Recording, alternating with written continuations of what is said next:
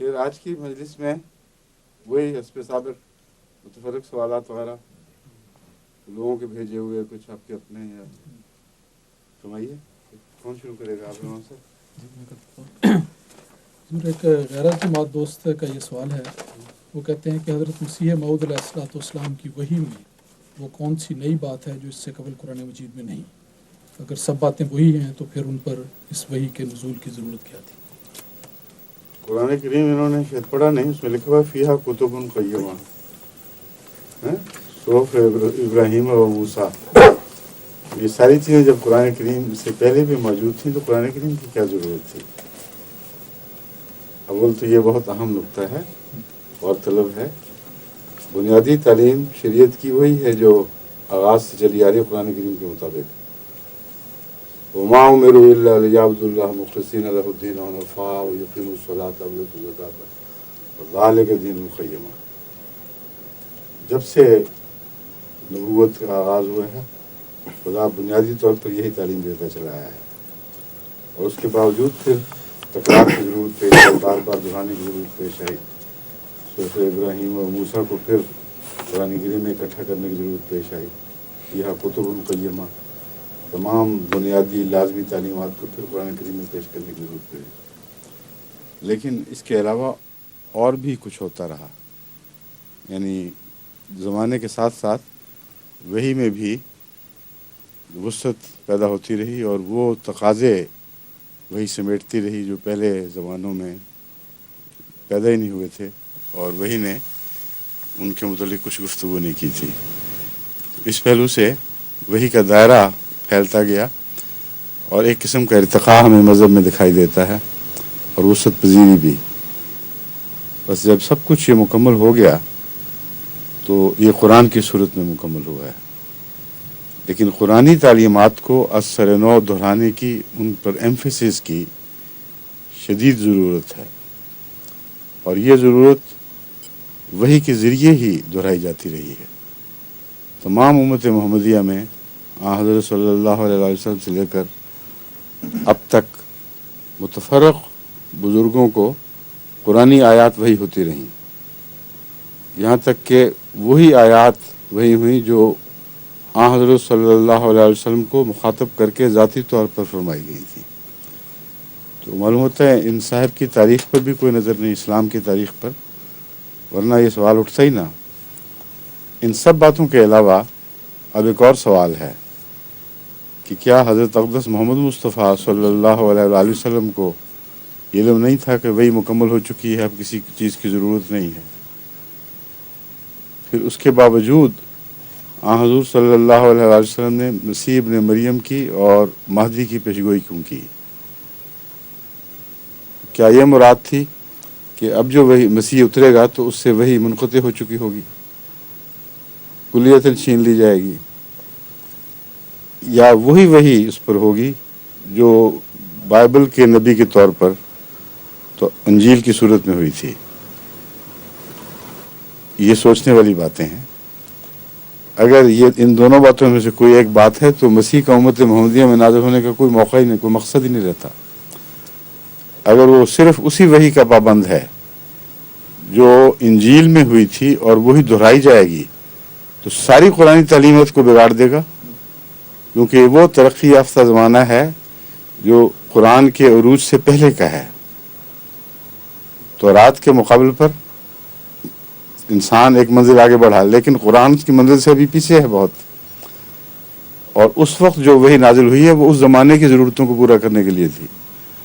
اب سوال یہ ہے کہ یہ تو مانتے ہیں کہ عیسیٰ وہی ہے، اگر وہی عیسیٰ ہے، اسی کو نبی اللہ فرمایا جا رہا ہے، تو جب وہ نازل ہوگا تو کیا اس سے خدا کلام کرنا بند کر دے گا؟ اچھی اس کی ترقی ہوئی ہے، ہر قدم ہر منزل پر ایک خدائی ہدایت کی ضرورت پیش آتی ہے، اور وہ بیچارہ اس عرصے میں خدا بولتا رہا اور 2000 سال کے بعد بالکل موقوف. تو یہ تو قابل قبول تصور ہی نہیں ہے، اور علماء بھی اس کو نہیں مانیں گے. دوسری بات یہ ہے کہ وہی کون سی ہوگی اس کو، اگر ہوگی تو کیا انجیل تک ہی محدود رہے گی؟ تو گویا ساری ترقی کے بعد ترقی معکوس شروع ہو جائے گی اور دوبارہ ساری دنیا انجیل کی طرف لوٹ جائے گی، یہ بھی قرین عقل نہیں، قرین قیاس نہیں، رسول اللہ علیہ وسلم کی گستاخی، آپ کے دین کی گستاخی۔ اس سے وہی ضرور ہوگی، وہ وہی قرآن پر مبنی ہو سکتی ہے، قرآن کے مضامین پر مبنی ہو سکتی ہے، قرآن کی حدود سے باہر تو وہ جا ہی نہیں سکتا، اور یہی ہونا ہے اس کو۔ اور مہدی کا بھی یہی حال ہے، اسے خدا امام بنائے گا، خدا ہدایت دے گا، یا وہ مولوی سے ہدایت پائے گا۔ اگر اللہ نے اسے امام نہ بنایا، اسے وحی نہ فرمائی، تو کیا پتہ کہ امام ہے بھی کہ نہیں، اس کی پہچان کیا ہوگی کہ وہ امام ہے؟ کیونکہ لوگوں نے تو منتخب کرنا نہیں، امام اگر کریں بھی تو لوگ تھوکتے بھی نہیں ایسے امام پر۔ کتنے انتخاب ہوتے ہیں آج کل، کوئی پرواہ نہیں کسی کو۔ خدا کے انتخاب کو بھی بڑی مشکل سے مانتے ہیں، تو امام مہدی بیچارہ جس کو وہی بھی نہ ہو رہی ہو اور وہ کہہ دے کہ جی میں خدا کا امام مقرر کر دے امام مہدی، مانے گا کون اس کو؟ اور پھر وہ ہدایت کہاں سے پائے گا؟ اس کا نام ہادی تو رکھا نہیں، اس کے اندر بذات خود ہدایت دینے کی صلاحیت ان معنوں میں نہیں ہے کہ وہ خود ایک نئی شریعت لانے والا نہیں ہے، اس لیے اسے ہادی نہیں کہا جا سکتا، وہ مہدی ہے، اور نام ہی مہدی آیا ہے اس کا۔ تو ہدایت کس سے پائے گا وہ؟ جب تک اللہ اسے ہدایت نہ دے، اسے کچھ سمجھ نہیں آئے گی کہ اتنے فرقے بٹ گئے ہیں، ان میں سے کون سچا کون جھوٹا۔ تو الامام، خدا کا مقرر کردہ امام، المہدی، خدا سے ہدایت یافتہ مہدی، اسے وہی پائے گا تو ہدایت دے گا۔ چنانچہ حکماً عدلاً جو امام مہدی کے متعلق بھی آیا ہے اور عیسیٰ علیہ السلام کے متعلق بھی، یہ کھول کر اس مضمون کو واضح کر رہا ہے کہ وہ کرسی عدالت پر بیٹھیں گے اور اللہ تعالیٰ سے کی ہدایت سے نور پا کے معاملات کا فیصلہ فرمائیں گے۔ تو قرآن کو بدلنا تو کوئی مقصد ہی نہیں، اگر قرآن کو بدلنے والا کسی نے آنا ہے تو وہ تو جھوٹا ہے لازماً۔ یہ تو بحث ہی غلط اٹھائی گئی ہے کہ قرآن کامل ہو گیا تو اب کیوں آئے؟ قرآن کو بدلنے کے لیے نہیں، قرآن کو جن لوگوں نے بدلا ہے ان کی تبدیلیاں منسوخ کرنے کے لیے آئے گا۔ حکم عدلن سے ہم نے یہ سیکھا ہے، قرآن کو یہ لوگ تبدیل کر بیٹھے ہیں، یعنی اس کے مضامین میں اتنی بحثیں ہیں، اتنے اختلافات ہیں کہ ایک ہی آیت سے سنی اور استنباط کر رہے ہیں اور شیعہ اور استنباط کر رہے ہیں، اور پھر وہابی اور استنباط کرتے ہیں اور بریلوی اور استنباط کرتے ہیں۔ وہ آیت جو ہے بتاتا ہوں، نہیں میں انما انا بشر مثلکم یوحی الی انما الہکم الہ واحد۔ اب یہ آیت مبحث ہے بریلویوں اور وہابیوں اور دیوبندیوں کے درمیان۔ بریلوی اس سے اور نتیجہ نکالتے ہیں، کہتے ہیں اس کا مطلب یہ ہرگز نہیں ہے کہ رسول اللہ صلی اللہ علیہ وسلم بشر ہیں، یہ تم جھوٹ بولتے ہو۔ یہ ایک محض مخاطب کیا گیا ہے لوگوں کو کہ دیکھو انما مثلکم ہوں، تم جو وہ نہیں ہوں، میں بشر نہیں ہوں، میں مثل بشر دکھائی دے رہا ہوں۔ اب دیکھیں اتنی واضح آیت کا بھی کتنا مفہوم مختلف نکال لیا گیا۔ تو عیسیٰ علیہ السلام یا مہدی نیا قرآن لانے کے لیے نہیں آئیں گے، وحی کے بغیر نہیں آئیں گے، قرآن میں اضافے کا کوئی سوال ہی باقی نہیں رہتا۔ ہاں، قرآن کے مضامین کو ان لوگوں نے جو بگاڑ رکھا ہے اس کو واپس اصلی نوعیت کی طرف لوٹانے کے لیے، اور جو اضافے کر بیٹھے ہیں ان کو منظم کر کے اسلام کی اصل خوبصورت عمارت کو اثر نو بحال کرنے کے لیے آئیں گے، اور اس کے لیے وحی کی ضرورت ہے جو قرآن کے دائرے کے اندر ہوگی۔ ٹھیک ہے، آپ کو تو پہلے بھی ٹھیک تھا، ہاں ان کو سمجھ آ جائے گی امید ہے۔ ٹھیک ہے، تو یہ اور کوئی بات؟ سورہ نحل کی یہ آخری آیت ہے کہ ان اللہ مع الذین اتقوا والذین هم محسنون، اور حضرت ملک غلام فرید صاحب نے لکھا ہے کہ محسن کا درجہ متقی سے بہت اونچا ہے۔ تو ایک محسن کی تشریح کیا ہے، اور پھر اس کے بارے میں زور نہیں دیا جاتا۔ متقی کے بارے میں تو کہ تقوی اختیار کرو تقوی، محسن کے بارے میں بہت کم گفتگو ہوتی ہے۔ تو معاصم سمت تقوی بھی تو آتا ہے، تو اگر درجہ کے بعد تقویٰ کا اس میں بزرگ کی اوپر ایک جگہ نظر پڑتی ہے، وہ بیان کر دیتا ہے اپنا مطلب. وہ قرآن تو نہیں بن جاتا. قرآن کو جو عمومی دائرہ ہے قرآن کریم کا، اس میں ایک ہی مضمون کو مختلف صورتوں میں مختلف پہلوؤں پر روشنی ڈالنے کے لیے بیان فرمایا گیا ہے. تقویٰ کے بعد جب احسان کا ذکر آتا ہے تو احسان اپنی ذات میں کوئی مقام یا مرتبہ نہیں ہے، تقویٰ ہی ہے اصل. وہاں احسان سے مراد یہ ہے کہ تقوی میں مزید زینت عطا کرو، تقوی کو مزید زینت عطا کرو. اور احسان کا مطلب یہ ہے حسن دینا. تو وہ لوگ جو تقوی اختیار کرتے ہیں لیکن یہ نہیں سمجھ بیٹھتے کہ تقوی ان کا کامل ہو گیا ہے، کیونکہ نہ احسان کی کوئی آخری منزل ہے نہ تقوی کی کوئی آخری منزل ہے. تقوی کو سنوارتے چلے جانے کا نام احسان ہے. اسی لیے آسنوں کے بعد پھر التقویٰ کا ذکر فرمایا ہے. یعنی کہ ایک جگہ تقویٰ کے بعد احسان کا ذکر فرمایا ہے، ایک جگہ احسان کے بعد پھر تقویٰ کا ذکر فرمایا ہے. تو احسان کا مطلب سمجھ جائیں تو پھر کوئی اختلاف ہی باقی نہیں رہتا. احسان کا مطلب ہے مزید حسن پیدا کرنا، پہلے سے بہتر صورت عطا کرنا. تو تقویٰ بھی ہر وقت ترقی پذیر ہے، اور تقویٰ کی کوئی ایسی منزل نہیں ہے جس کے اوپر ہم کہیں کہ ہم یہاں ٹھہر گئے.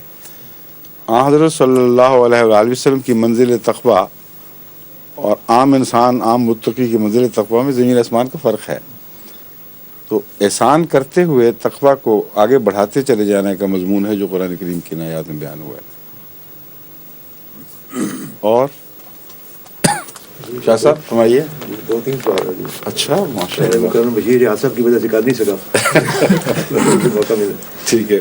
ایک تو قرآن کریم کی روح سے اور ویسے بھی بیت کے الفاظ میں استغفار توبہ سے پہلے آتا ہے. استغفار جی.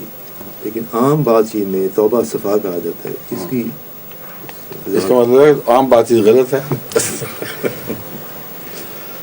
اصل میں اردو میں جی توبہ اور استغفار جو مفہوم رکھتے ہیں وہ عرف عام میں ایک مفہوم رائج ہو چکا ہے.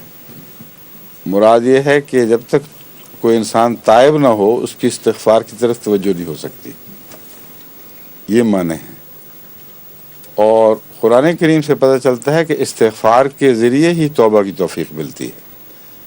اگر استغفار نہ ہو تو انسان کو توبہ کی توفیق ہی نہیں ہے. اسی لیے قرآن کریم نے استغفار کے بعد توبہ رکھی ہے.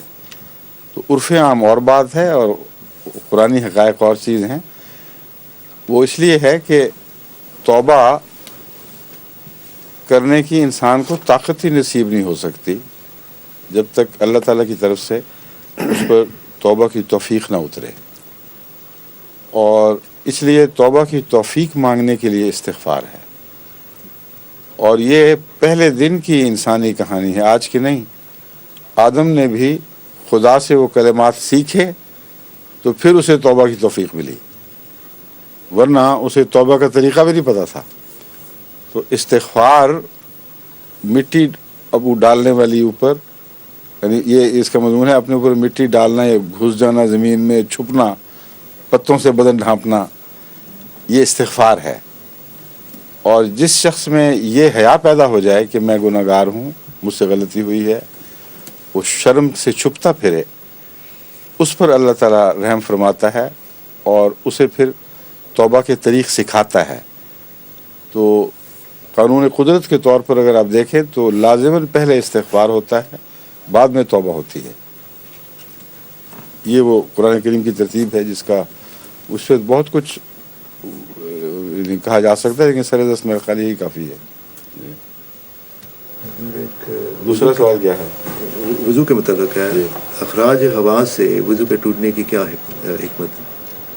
اگر یہ نہ ہوتا تو مسجدیں بدبو سے بھر جاتی، خاص طور پر ایسی سوسائٹی میں جہاں کئی وجوہات سے جو صفائی کا معیار ہے وہ بلند نہیں ہے، اور غریب ملکوں میں تو کھانے پینے کی بے احتیاطیاں ہی نہیں، کھانے پینے کا کبھی اتفاقاً زیادہ مل جانا، کبھی کم ہو جانا، یہ معدے پر بڑے بد اثرات ڈالتا ہے، اور اس کے نتیجے میں ایک بعض لوگوں کا تو یہ حال ہوتا ہے کہ وہ ان سے بڑا مشکل ہوتا ہے کچھ عرصہ تک بھی بغیر ہوا کو نکالے، کیونکہ پھر ان کے پیٹ میں تناؤ شروع ہو جاتا ہے، کئی تکلیفیں اٹھتی ہیں۔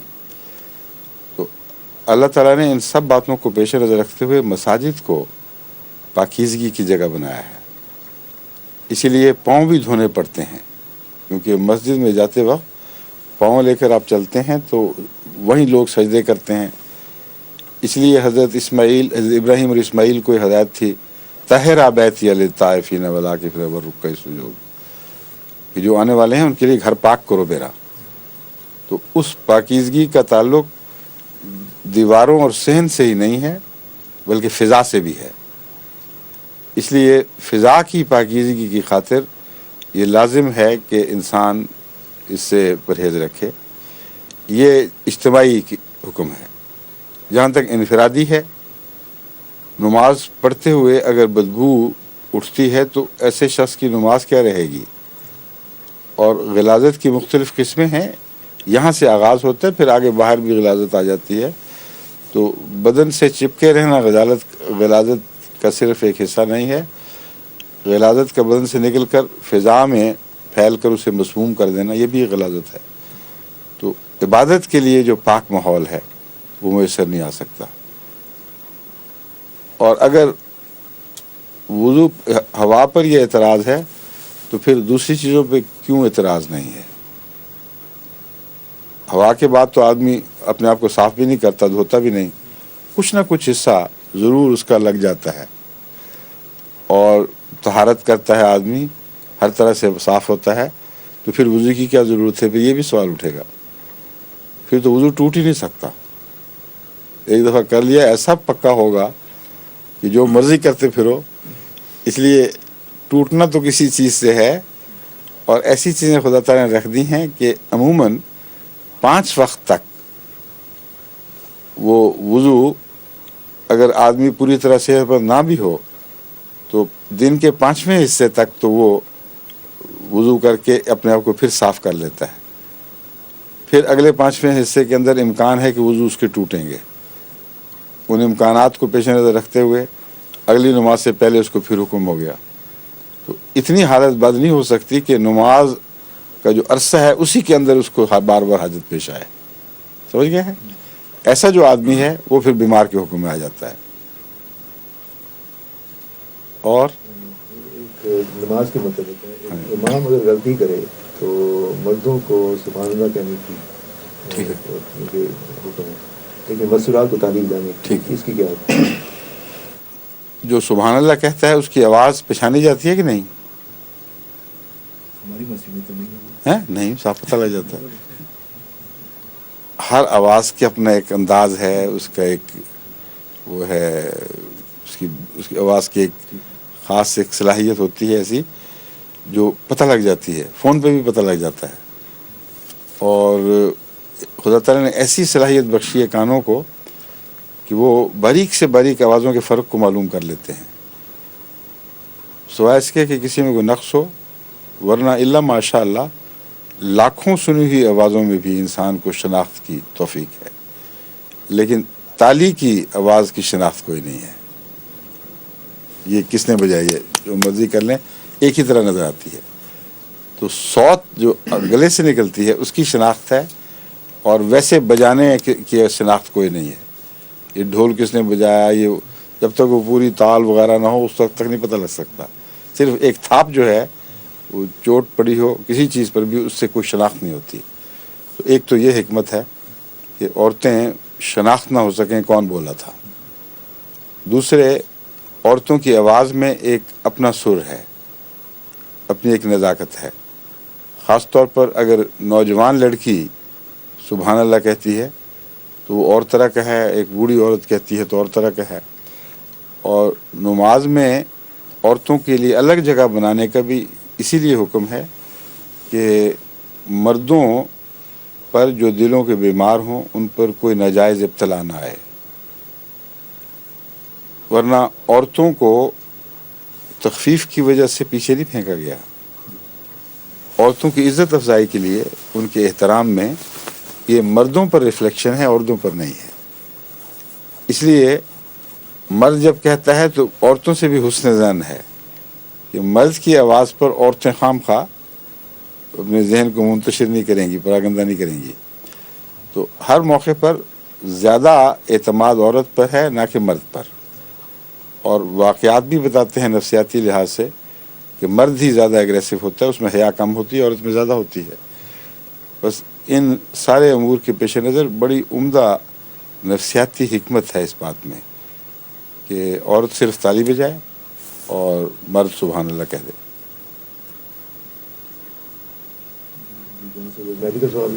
ایک اور بھی بات ہے کہ عورتیں ذرا پیچھے کھڑی ہوں گی نا تو ان کے لیے زور سے سبحان اللہ کہنا، اتنی زور سے پیچھے سے، یہ زیادہ ایک تکلیف ہے. اور تالی بجانا آسان ہے، تالی کی آواز تو تھوڑی سی تالی ہو تو دور تک چلی جاتی ہے. آگے چلیں. ہاں، میڈیکل. آپ ان کی بشیر حادثہ کی نمائندگی فرما رہے ہیں آج پوری. ہاں جی فرمائیے میڈیکل سوال. یہ آج کا تو شاید نہیں، پہلے زمانے میں جب ڈاکٹر پاس ہوتے تھے تو انہیں حلف اٹھانا پڑتا تھا کہ ہم مریض کی تا آخر خدمت کریں گے. اٹھانا پڑتا تھا جی. ایسے بڑے جھوٹے حلف اٹھاتے، ہپوکریٹک ہوتا. ٹھیک ہے. لیکن آج کا تو شاید نہیں ہوتا. لیکن بہرحال میں یہ جاننا چاہتا ہوں کہ کون سی ایسی گھڑی ہے جب ڈاکٹر یہ فیصلہ کرے کہ مریض کی مزید اور زندگی نہیں بڑھائی جا سکتی. ڈاکٹر کا فرق ہے، اس لیے اس کا ایک جواب ہو ہی نہیں سکتا. کئی ڈاکٹر زیادہ قابل ہوتے ہیں، وہ سمجھتے ہیں کہ ابھی کوئی چارے کا وقت ہے. کئی ڈاکٹر نسبتاً کم قابل ہوتے ہیں، وہ کہتے ہیں نہیں اب وقت ختم ہو گیا. کئی ڈاکٹر زیادہ قابل ہوتے ہیں اس لیے سمجھ جاتے ہیں کہ اب کچھ نہیں پیش جائے گی. کئی اپنی نالائقی سے سمجھتے ہیں کہ بہت کچھ وقت باقی ہے. تو ایک ہی مریض میں ڈاکٹروں کے بدلنے سے دیکھیں کتنا فیصلہ بدل جاتا ہے، برعکس ہو جاتا ہے.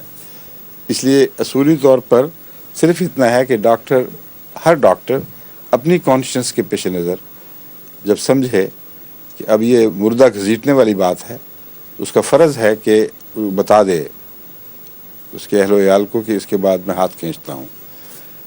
ایک ہی موقع پر دو مختلف ڈاکٹروں کی رائے کا نمونہ میں آپ کو بتاتا ہوں. حضرت میر محمد اسحاق صاحب رضی اللہ تعالیٰ عنہ جب بیمار تھے اور آخری دموں پر تھے، ان کو غالباً گردن توڑ بخار ہو گیا تھا. تو اس وقت ڈاکٹر حشمت اللہ صاحب اس بات پہ مصر تھے اور انہوں نے پھر کیا بھی یہی کہ آخر وقت تک کوشش ہونی ضروری ہے. ان کے نزدیک آخری وقت نہیں آیا تھا. انہوں نے لمبر پنکچر کیا اور اس کو فلوٹ کو نکالا تاکہ دماغ پر پریشر، اور لمبر پنکچر بہت تکلیف دہ چیز ہے. یعنی بے ہوشی میں بھی تکلیف کے آثار ان کے چہرے پر اور ان کی بدن پر ظاہر ہوتے تھے. تو حضرت میر صاحب نے بڑا احتجاج کیا، وہ وہاں سے باہر نکل گئے. انہوں نے کہا تم تقدیر سے لڑ رہے ہو، ایسی وقت میں مریض کو تکلیف دینا جائز نہیں ہے.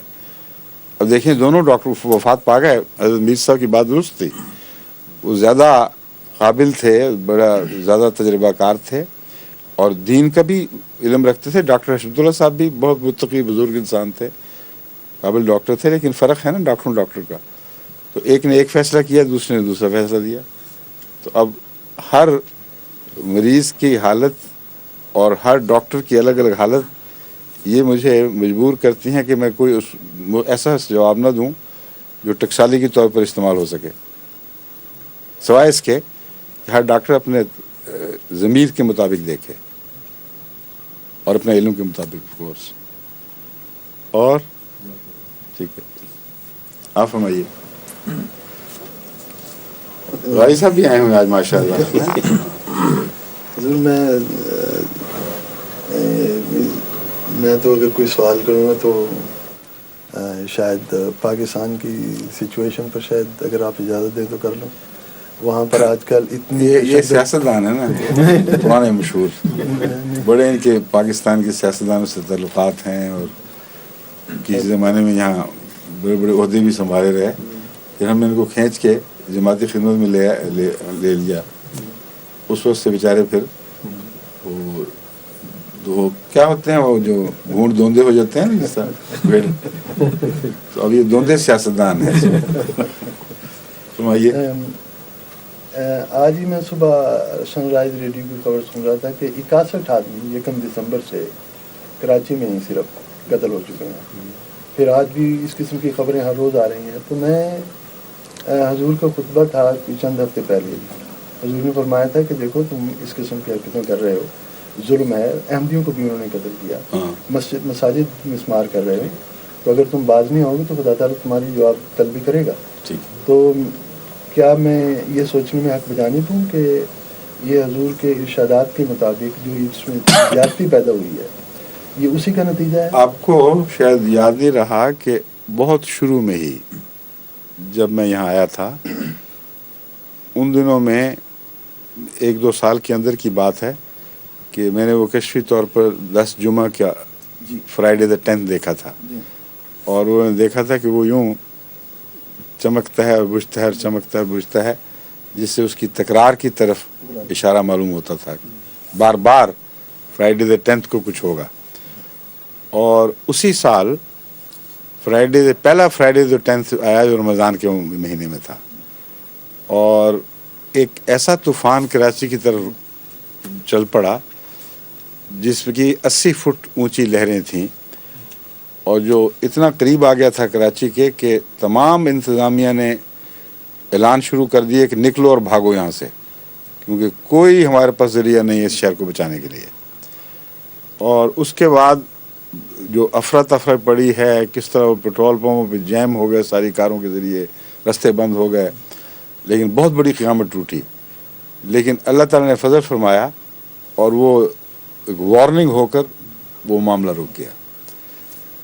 और फिर उन्हीं दिनों में इसमें तूफ़ान उठा, एक सुबह सरहद में एक ख़ास कोई ज़लज़ला आया था, ये क्या तकलीफ़ पहुंची थी, जो सवात वगैरह की तरफ, हाँ उस तरफ बहुत शोर पड़ा, बहुत तबाही आई थी। और एक ऐन जुमे के दिन वही हुआ वाक़या, एक जनूब की इंतहा में, एक शमाल की इंतहा में। उसके बाद अगले खुतबे में मैंने इसी मजमून पर तफसील से रोशनी डाली है, आप अगर दोबारा सुने तो आप हैरान हो जाएंगे। उससे मैंने कहा था कि अल्लाह ताला की तरफ से, क्योंकि जब ये हो रहा था तो रात उस वक्त हम यहाँ तहज्जुद के वक्त ये दुआ कर रहे थे कि आज जुमा है, अल्लाह ताला बचा ले कौम को। हम अजीब बातें थीं, निशान पूरा करने को होने को भी दिल चाहता था और कौम के बचाने को भी दिल चाहता था। ऐसे तजाद में इंसान उस वक्त मुब्तला होता है। और इंसाफ का और वफा का कौम से तकाज़ा यही है कि ये दुआ ज़रूर करे, खा इश्तबा किसी को होता फिरे, अल्लाह ताला की बात तो है, वो तो वही जानता कैसे पूरी करनी है। चुनाचे दूसरे दिन सुबह ये ख़बरें आईं, और वो इतना यकीन था सबको कि हमारे सारे घर, उसमें अजीज़ा नुसरत नुच्छो जिनको हम कहते हैं, बीबी अमतुल बासित की बेटी, वो भी उन दिनों हमारे पास थी। तो वो भी रात जागी रही कि देखते हैं अब क्या होता है। मैं कहती देखो ना, ये कोई ऐसी बात नहीं है कि तमाशा देखना हो, इस्तग़फ़ार करो, दुआएं करो। चुनांचे सुबह ये खबर आ गई। अब इसको कौन कह सकता है इत्तफ़ाक़ी हादसा है। उसके नतीजे में मैंने अगले खुतबे में समझाया कि खुदा ताला की तरफ से ये बड़ी सख्त एक वार्निंग है, एक इंतबाह है, और आइंदा अगर तुम लोगों में बाज नहीं आए तो तुम्हारी तबाही शिमाल और जनूब दोनों तरफ से शुरू होगी और दोनों तरफ तूफ़ान उठेंगे। अब इस दौर में आपको कराची तो नज़र आया है, वो सवात में जो वाक़या गुजर गया वो नज़र नहीं आया। वही इलाक़ा है जहाँ से पहले वो उस ज़माने में वार्निंग शुरू हुई थी, और वहीं अब उससे बढ़कर ये आ गई है। और उसके बाद बीच के खुतबों में मैंने यौम तग़ाबुन के हवाले से, जो सूरह तग़ाबुन की आयात हैं, आवाज़ ये पैगाम दिया था कि तुम लोगों के साथ ये होगा जिस तरह जमात का कोई आदमी जो मज़लूम होता है, गवर्नमेंट उसकी मदद को नहीं आती, दूसरे लोग मदद को नहीं आते। तो सूरह तग़ाबुन से मुझे मालूम होता है कि जब ये बीमारी कौम में हो जाए, मासूमों पर जुल्म हो और उनकी मदद की आवाज़ ना सुनी जाए, तो सारी कौम एक दूसरे को पुकारेगी और मदद नहीं आएगी। اور بین ہی یہی سرخیاں اخباروں میں لگ گئیں، بلکہ جو تکبیر تھا اخبار اس میں بھی یہی سرخیاں لگی ہوئی تھیں، پکارو کس کو پکارو، کوئی سننے کو نہیں آتا، کوئی مدد کو نہیں آ رہا. تو ایک ایک لفظ جو قرآن کریم سے مفہوم میں سمجھا، اس کا ایک ایک لفظ پورا ہوا ہے اور ہو رہا ہے. اور ابھی بھی ان کو اگر سمجھ نہ آئے تو پھر کس طرح کوئی سمجھا سکتا ہے؟ اتنا اچھا خوبصورت ملک، اتنا صلاحیتوں سے بھرا ہوا ملک ان لوگوں نے اس طرح ضائع کیا ہے کہ یعنی اس کی تقدیر پہ رونا آتا ہے. اور کیا حکومت، کیا اپوزیشن، ایک دوسرے پر الزامات، فسادات ہو رہے ہیں اسمبلیوں میں. ایسے لوگ ہیں اسمبلیوں میں جن کی آپس کی لڑائیاں، ان کی تصویریں دیکھے تو آدمی سوچ بھی نہیں سکتا کہ ایسے لوگ بھی اسمبلی میں پہنچ سکتے ہیں. لیکن ساری قوم کا آبا بگڑ گیا ہے. بنیادی وجہ وہی ملا کی ہے. ملا نے رجحانات کو بدل دیا ہے. ملا نے کہا ہے تمہیں ہر چیز کی اجازت ہے اگر تم احمدیوں کے خلاف رہو اور ان کا قتل و غارت کرو، ان کو برباد کرو، ان کی مسجدیں لوٹو، مٹاؤ، غارت کرو. تو اگر یہ کرو تو یہ اتنی ثواب کی کام ہے، اتنا ثواب کا کام ہے کہ نہ ہم تمہارے پیچھے پڑیں گے، نہ گویا خدا تمہارے پیچھے پڑے گا. مولوی تو نہیں پڑھتے، پر اللہ تو نہیں مولوی کا غلام، نعوذ باللہ من ذالک. اللہ ایسی قوم کے پیچھے پڑ جاتا ہے. بس یہ ہو رہا ہے، اور مولوی کی بربادی ہے ساری. اس کو ایک ذرہ بھی خدا اور خدا کی قدروں سے کوئی تعلق نہیں ہے. ورنہ جس قدر ظلم اور سفاکی پھیلی ہوئی ہے، جھوٹ ہے، بددیانتی ہے، ظلم ہے، غریب کے حقوق مارے جا رہے ہیں، بھوکا گلیوں میں مر رہا ہے، اور عیش و عشرت کے مینار کھڑے ہو رہے ہیں، دوسری طرف اونچے محل بنائے جا رہے ہیں. اتنا فرق ہے کہ آپ کراچی کی جو وہ آبادیاں ہیں جہاں نہ بجلی ہے، نہ پانی کا انتظام ہے، گندے نالوں میں، خالی جگہوں میں مکان بنے ہوئے ہیں، وہاں جا کے دیکھیں جب سیلاب آتا ہے تب وہ مارے جاتے ہیں، جب خشکی آتی ہے تب وہ مارے جاتے ہیں. بے حسی ہے. مولوی کو یہ پتہ نہیں کہ رسول اللہ صلی اللہ علیہ وسلم نے غریب پروری ہی کے بعد خدا کی وہ توجہ حاصل فرمائی. اور حضرت خدیجہ رضی اللہ تعالی عنہا نے یہی بات آپ سے عرض کی، آپ جیسا غریب پرور خدا ضائع نہیں کر سکتا. اور قرآن بھرا پڑا ہے غریب پروری سے. یہ مولوی کیا غریب پروری کر رہے ہیں؟ یہ غریب پروری کرتے ہیں کہ احمدی اگر وہاں ڈاکٹرز جگہ جگہ ایسی غریب بستیوں میں جاتے ہیں مدد کے لیے جہاں پتہ ہے کہ کوئی میڈیکل کیئر نہیں ہے. وہ ایک دن ہو گیا، 2 دن، بڑے ذوق شوق سے لوگ آتے ہیں اور کوئی تبلیغ نہیں ہو رہی ہوتی، صرف علاج کرتے ہیں، غریب کی ہمدردی کرتے ہیں. دوسرے دن ملا وہاں پہنچ جاتا ہے اور انہی لوگوں کو پھر ان کے خلاف کرتا ہے. اور اگر وہ نہیں ہوتے حیا کی وجہ سے دوسرے محلوں سے لوگ گنڈے اکٹھے کر کے لاتا ہے. تو جہاں غریب پروری ہو رہی ہے وہاں ڈاگ ان دا مینجر جو انگریزی محاورہ ہے اس میں اس کے مطابق کردار ادا کرتا ہے، اور اپنے کو ہوش ہی کوئی نہیں. کتنے لوگوں کو سچ سکھایا انہوں نے، خود جھوٹ بولتے ہیں. جتنے احمدیوں پہ مقدمے بنائے جھوٹے ہیں، پتہ ہے ان کو. بڑے بڑے مولوی بڑی بڑی داڑیاں رکھی ہوئی اور قرآن کی تعلیم اور رسول اللہ صلی اللہ علیہ وسلم کی باتیں، اور وہاں جا کر احمدیوں پر جان کر خود جھوٹے مقدمے گھڑتے ہیں اور ان کی پیروی کرتے ہیں. اس ملک کا کیا رہتا ہے باقی؟ کیا رہ سکتا ہے باقی؟ صرف یہ ہے کہ دعا ہے اللہ تعالیٰ فضل فرمائے آخری وقت تک. جس طرح آپ نے سوال نہیں کیا تھا کہ کون سا ڈاکٹر کس وقت فیصلہ کرے گا، کہ مجھے تو ابھی بھی امید ہے. اس لیے میں یہ فیصلہ نہیں کر سکتا کہ قوم گئی، اور نہ انسان کو کرنا چاہیے. حضرت نوح کے متعلق ہم پڑھتے ہیں قرآن کریم میں کہ آپ نے دعا کی تھی قوم پر کہ اے خدا اس کو ختم کر دے، ورنہ جو بھی بچے جنیں گے وہ فاجر فاسق جنیں گے. لیکن اس کے علاوہ قرآن کریم میں آتا ہے جب اللہ تعالیٰ نے نوح کو خبر دی تھی پھر اس نے یہ دعا کی تھی. حضرت نوح کے اپنے دل کی دعا نہیں تھی وہ.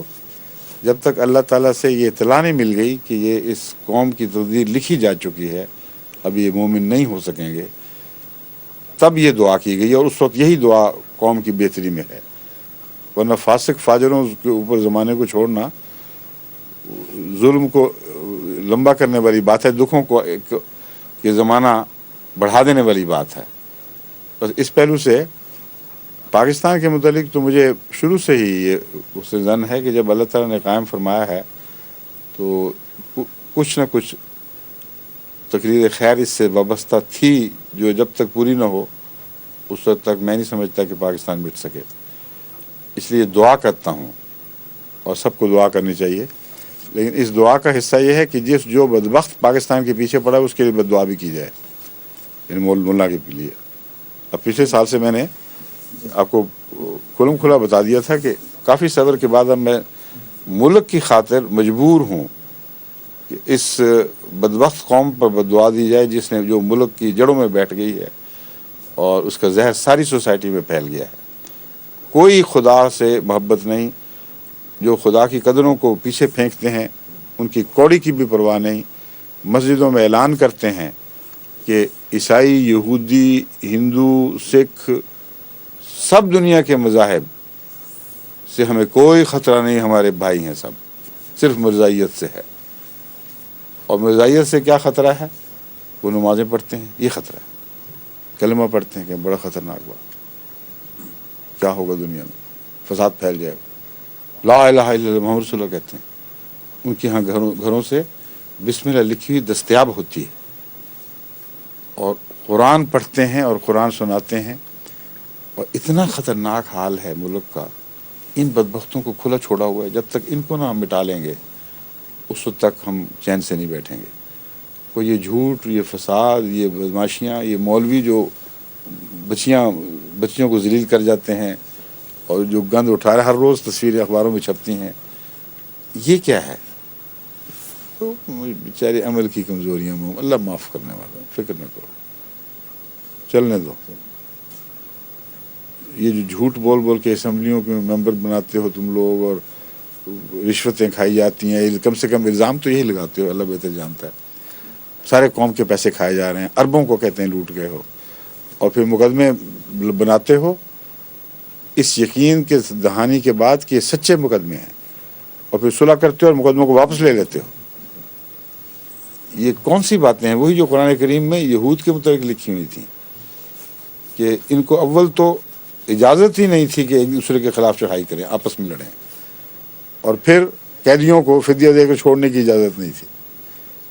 اگر جرم ثابت ہے تو پھر اس کو سزا دو. تو ساری چیزیں جو قرآن کریم نے پرانے نقشے کھینچے ہوئے ہیں وہ لفظاً نقش پر نقش آج وہاں صادق آ رہی ہیں. مولوی کو پتہ نہیں، یہ حصہ ہے اس کالے نقش کا، بلکہ وہ تحریر کرنے والے کالے نقش کا نقاش ہے. یہ اسی نے یہ سارے گند پھیلائے ہیں. اور جب تقریر کرتا ہے تو کہتا ہے اگر بحر الکاہل میں کوئی مچھلی بھی تڑپے تو ضرور مرزائی سازش ہوگی. اس قدر جاہل انسان کی بات جو قوم مان جاتی ہے، آپ اندازہ کریں ان کا حال کیا کر دیا. کہہ کر، جس طرح ہٹلر نے کہا تھا کہ جھوٹ بولتے چلے جاؤ یہاں تک کہ بڑے سے بڑا جھوٹ ہو تب بھی قوم اس کو مان جائے گی. جھوٹ بس یہ ہے کہ رگڑتے چلے جاؤ. یہ انہوں نے ایسا جھوٹ رگڑا ہے جماعت کے اوپر، اور ساری قوم مان گئی ہے کہ چلو کرتے چلے جاؤ. سارے اخبار اس گند کو اچھالتے ہیں، اور کسی قوم میں سے کوئی مرد رشید نہیں ہے جو کہ کیا بکواس کر رہے ہو، لغو باتیں، جھوٹی باتیں. عجیب و غریب شیعہ سنی فساد میں گورنر صاحب اعلان کر رہے ہیں. آپ سوچئے احمدیوں کی شرارت ہوگی. آپ بتائیں وہ کہاں ہیں احمدی؟ کیوں نہیں پکڑے تم نے؟ پھر معروف ہیں، جانتے ہو کہ ان کے پاس ہتھیار ہیں، کون لڑ رہے ہیں، سپاہی صحابہ والے ہیں، وہ نظر آ رہے ہیں، ان پر تم ہاتھ نہیں ڈالتے کہ احمدی ہیں ان کے پیچھے. تو جہاں جھوٹ اس کثرت سے پھیل جائے، اوپر سے نیچے تک تمام سوسائٹی کے طبقات پہ حاوی ہو جائے، اس کو بچانے کے لیے غیر معمولی دعا کی تو ضرورت ہے، یا استغفار کی ضرورت ہے. مگر مایوس ہو کر ساری قوم کو پھینک دینا یہ جائز نہیں، کیونکہ میں جانتا ہوں انہی میں شریف لوگ موجود ہیں، اب بے آواز ہیں. مگر آواز نہیں اٹھتی ہے مطلب نہیں کہ آواز دلوں میں پیدا نہیں ہوتی. بہت کثرت سے احمدی مجھے لکھتے ہیں کہ شرفاء موجود ہیں، वक्त के ऊपर हमारी मदद भी करते हैं शरफाबाज, और बाज़ दफ़ा पुलिस के सामने भी जाके अटकते लड़ते हैं और कहते हैं झूठ बोलते हो तुम लोग, इन कोई तुम्हें हक नहीं है इन पर हाथ डालने का। सारे बाज़ दफ़ा एक जगह के शरफा इकट्ठे होकर कहीं कहीं मगर हो जाता है। तो ये जो शराफत की रमक है ये मरी नहीं है, कौम में ज़िंदा है। जब तक चिंगारी है उस वक्त तक आग की तवक्को हो सकती है, इसलिए इसको कहते हैं राइट ऑफ करना जायज़ नहीं है। लेकिन इसी ज़मीन में हुजूर जो आपने बहरुल काहिल की मछलियों का जिक्र फरमाया, मेरे ख्याल है गुज़श्ता हफ्ते ही सदर जमीयत वो नूरानी साहब हैं, उनका बयान जंग में ही छपा था कि ये तमाम फितना और तशद्दुद और ये जो चीज़ें चल रही हैं इनके पीछे तो मिर्ज़ाइयों का हाथ है। यानी ये तो बात उन्होंने अब फिर वो कर दी। नूरानी साहब तो खैर अजीब नूरानी चेहरा है आपका, माशाअल्लाह। हाँ जी, ऐसे गरीब अजीब झूठ बोलते हैं कि आदमी हैरान रह जाता है। वो एक दफ़ा पता है आपको अफ्रीका के दौरे में गए थे, सारे मिशन बंद करवाए, ताले लगवा दिए, और वो पता नहीं कौन ताले तोड़ के वहां गया दोबारा। और कौम कुछ नहीं कहती, कहते पागल हो गए मौलाना, तुम्हें हो क्या गया, दिमाग फिर गया है, जाके देखो तो सही वहाँ क्या वाक़यात हो चुके हैं, कोई नहीं पूछता। इसी पाकिस्तान के बचाव के सिलसिले में परसों डॉक्टर मुबशर हसन साहब का एक बयान आया है, उनसे मंसूब अखबार में छपा है कि दो कौमी नज़रिया आज़ादी के बाद तजर्बा हमने करके देख लिया, ये फेल हो चुका है। अब हमें नेशनलिज्म की दीवार जो है वो गिरा देनी चाहिए। और इस ज़मन में वो एक मजलिस के बानी हैं जिसमें हिंदुस्तान से और यहाँ से पाकिस्तान से दानिश्वर एक दूसरे के मुल्क में जाएंगे और इस मौजू पर वो बातचीत करने वाले हैं। ये परसों ही की खबर है कि ये जो तजर्बा नाकाम हो चुका है। इसके मुतालिक हजूर का क्या? नहीं, मैं क्या पहले उनसे पूछें मौलवियों से, वो क्या कहते हैं इस पे? अभी तो ताज़ा खबर है, शायद वो भी कुछ कहने लगे। उन्होंने पता क्या कहना है? उन्होंने कहना ये शिया साजिश है, और डॉक्टर मुबशर से जो शिया हैं इसलिए ये मुल्क तोड़ने की, दोबारा पाकिस्तान को दोबारा हिंदुस्तान में जज़ब करने की एक शिया, यही वो कहेंगे। वहाँ तो दानिश्वर भी बेचारा कोई अपनी दयानत से जो समझता है उस पर ज़ुबान नहीं खोल सकता। अब भी उन्होंने काफ़ी पीछे पड़ना है डॉक्टर साहब के, डॉक्टर मुबशर बेचारे की काफ़ी शामद है। वैसे वो बहादुर आदमी, इसमें कोई शक नहीं, लेकिन शामद उनकी काफ़ी आनी है। अल्लाह रहम। हाँ जी, जज़ाकल्लाह। और मैं सवाल पूछना चाहता हूँ। UN अपनी फ़ौजें बोस्निया से अब निकाल रही है, और अमेरिका ने भी हामी भरी है कि वो उन फ़ौजों को हिफाजत से निकालने में मदद देगा। उसके बाद जब UN की फ़ौजें निकल जाएंगी तो एम्बागो भी वो उठा रहे हैं। बात ये है कि ये साजिशों का एक सिलसिला है, उसकी एक कड़ी है। ये यहाँ के जो वो दानिश्वर जो दिल में कुछ सच्चाई रखते हैं, वक्तन फ़वक्तन इस मौजू पे सवाल उठाते रहते हैं, हमेशा उन्होंने वही बात कही है जो मैं इस सिलसिले में बयान करता हूँ, और खुल के उसके ऊपर ना सिर्फ वो बात कहते हैं बल्कि ज़्यादा अच्छे अंदाज से, इन मानों में कि उनके पास वसाइल हैं, वो सबूत भी मुहैया करते हैं साथ। मैं तो एक जायज़ा पेश करता हूँ, और ये जो दानिश्वर हैं ये बाकायदा सबूत भी मुहैया करते हैं, और बड़ी मेहनत करके वो हवाले निकालते हैं जिससे साबित करते हैं कि बात इस तरह है। इन सब का मेरे पास इनके हवाले पड़े हुए हैं सब।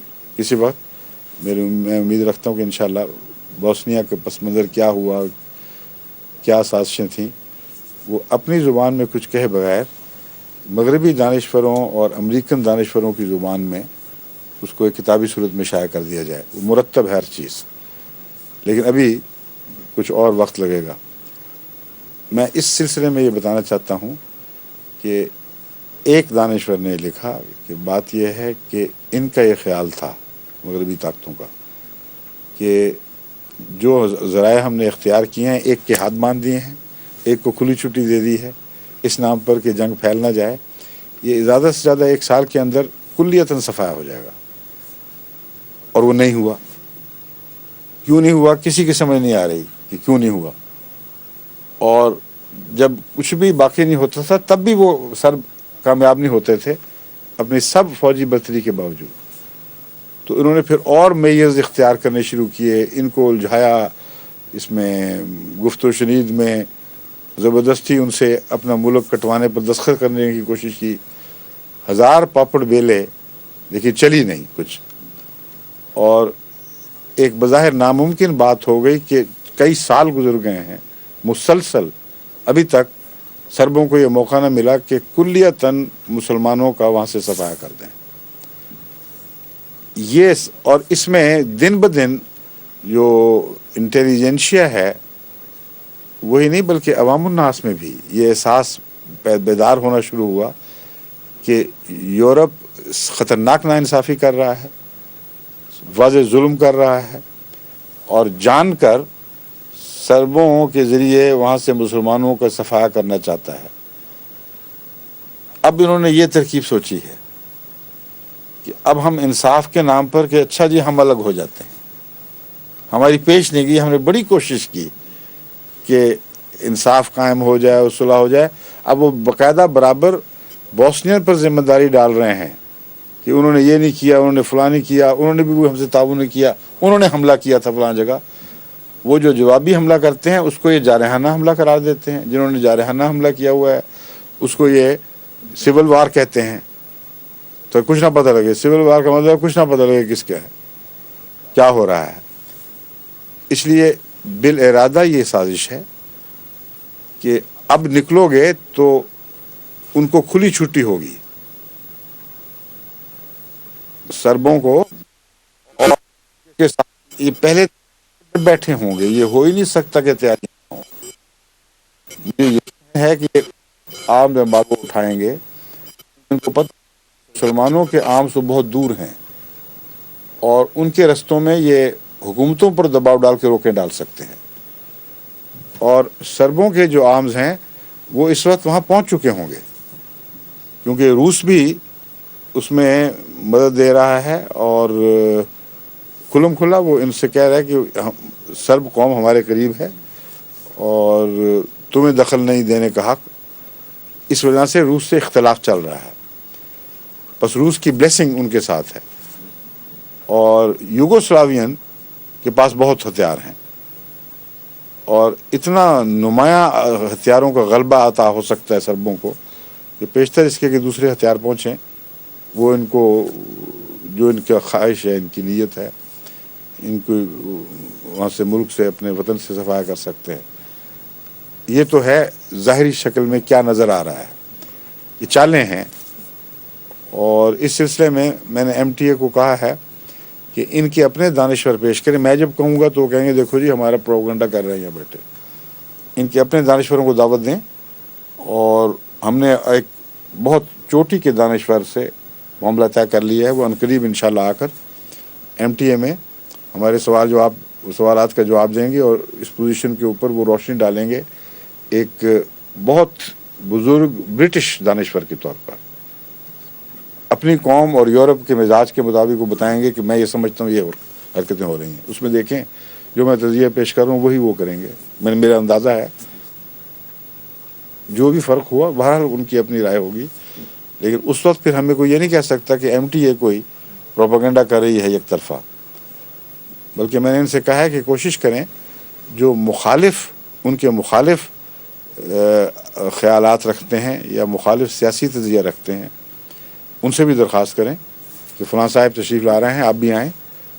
تو جو جرنلزم کا طریق ہے موجودہ کہ دونوں فریق کو موقع ملے، اس میں ان دونوں کو موقع ملے گا، پھر دنیا دیکھے گی کہ کیا ہو رہا ہے. میرا ذاتی تجزیہ وہی ہے جو میں نے بیان کیا ہے کہ بہت ہی خطرناک موڑ پر پوزیشن پہنچی ہوئی ہے. اگر اسلامی ملکوں نے جلدی نہ کی اور خصوصاً ٹرکی نے بلا تاخیر ان کو ہتھیار اور ضرورتیں پوری کرنے کے لیے سامان نہ بھجوائے تو پھر اللہ بہتر جانتا ہے کہ کیا ہو.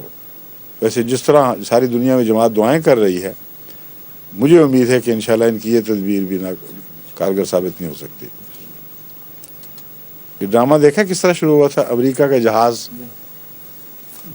کتنا بنا بنایا کھیل تھا. یہ بہت ہی کوئی حد سے زیادہ کوئی سادہ ہوگا جو یہ سمجھے کہ اتفاقاً امریکہ نے بغیر مشورے کے اپنا جہاز پیچھے ہٹانا شروع کیا. کوئی سوچ سکتا ہے؟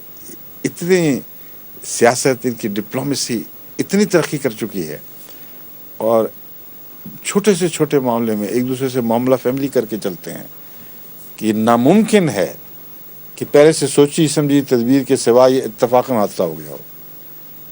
اسی سے پھر خیالات کا رخ انہوں نے اس طرف موڑا.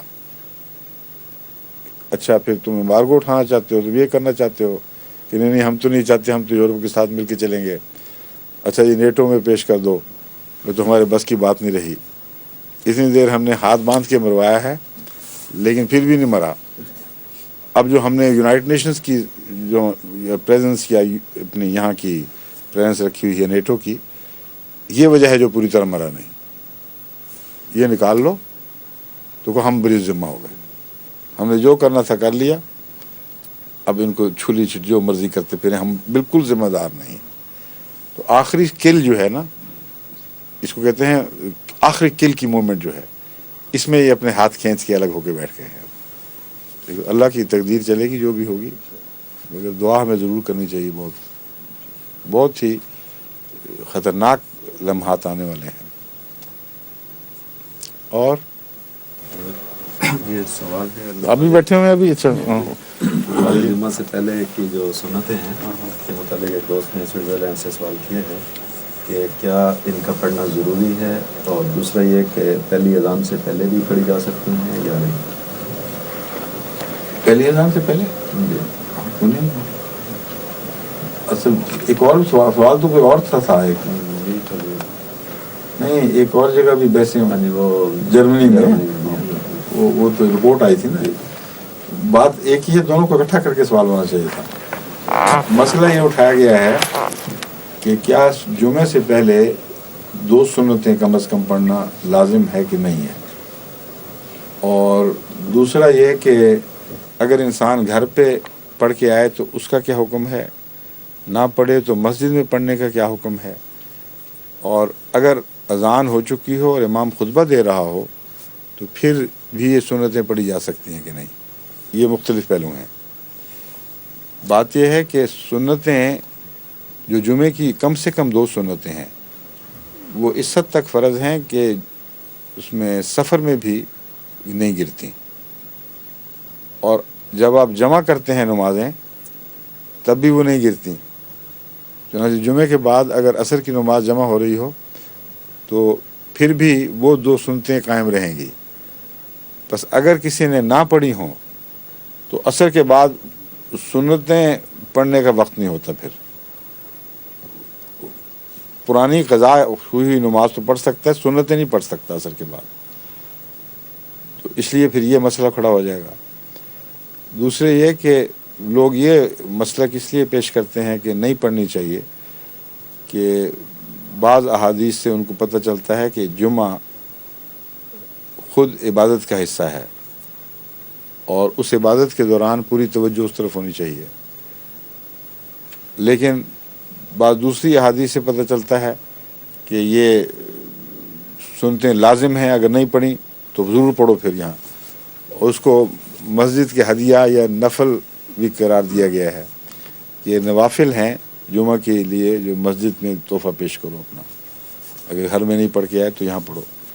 تو ایسی صورت میں علماء میں جو فقہاء ہیں ان میں اختلاف رہا ہے، اور بعض کہتے ہیں کہ جب اذان ہو رہی ہو تو اس دوران دوسری اذان، اس دوران جلدی سے 2 سنتیں پڑھ لو.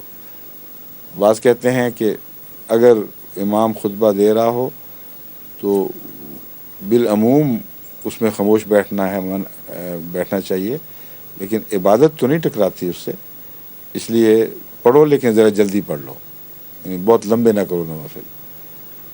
تو ذاتی طور پر میرا مسلک یہی ہے، اور یہی غالباً ہمارے فقہاء کا ہے، کہ اس وقت مجھے جہاں تک یاد پڑتا ہے، ہمارے سیف الرحمان صاحب جو مفتی تھے تو ان کا بھی یہی فتویٰ تھا کہ جمعے میں جمعہ اول تو پہلے پہنچو بہرحال، لیکن اگر نہیں پہنچ سکتے تو خطبہ ہو بھی رہا ہو، اور اگر تم نے 2 رکعتیں نہیں پڑھیں تو جلدی سے پڑھ کر فارغ ہو جایا کرو، لیکن اس میں مشکلات بھی ہو جاتی ہیں۔ بعض دفعہ اس طرح لوگ بیٹھے ہوئے ہیں کہ اس کو جگہ نہیں ملتی۔ جمعے سے پہلے تو صف بندی کر کے ضروری نہیں بیٹھنا، کراؤڈ ہو کے بیٹھ جاتے ہیں، اور آنے والے کا یہ حق نہیں ہے کہ کسی کو ڈسٹرب کرے، ادھر ادھر کرے۔ تو مصلحت بھی دیکھنی چاہیے۔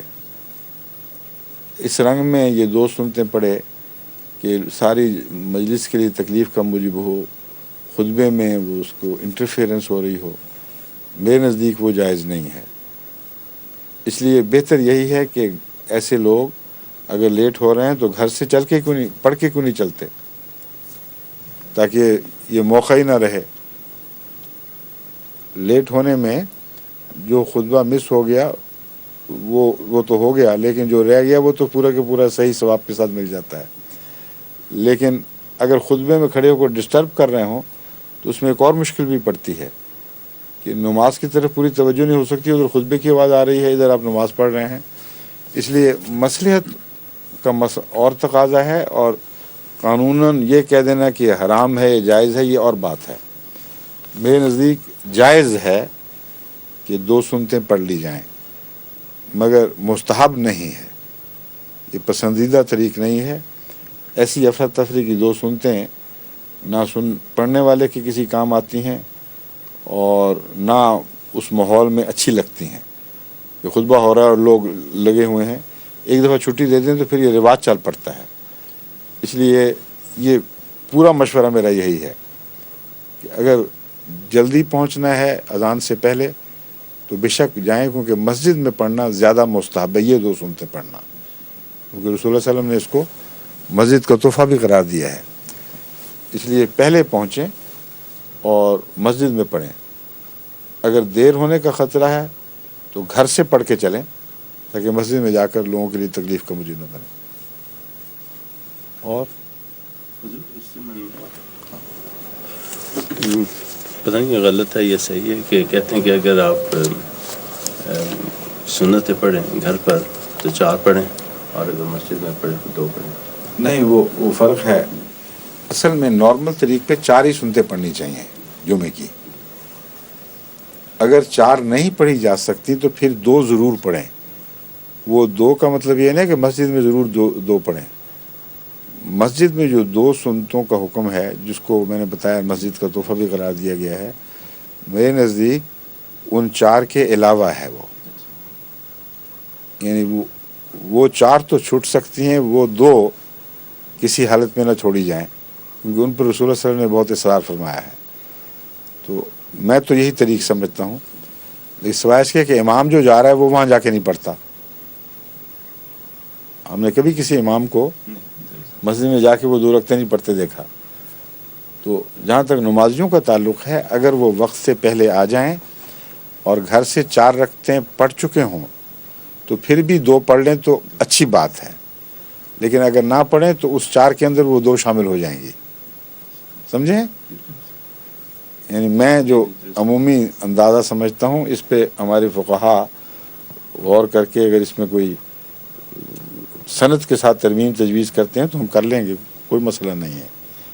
لیکن جو میرا ذاتی ذوقی تاثر ہے وہ یہی ہے کہ گھر سے 4 رکعتیں انسان پڑھ کر چلے تو اچھی بات ہے، اگر نہ تو مسجد میں وقت ہو تو 4 رکعتیں ہی پڑھے، کیونکہ پہلی 4 سنتیں جو ظہر کی ہیں وہ جمعے سے پہلے بھی اسی طرح رہتی ہیں۔ سمجھیں؟ اب وہ جو 2 ہیں ان کے اندر 4 داخل ہو جاتی ہیں کہ نہیں، اب یہ بحث رہ جائے گی۔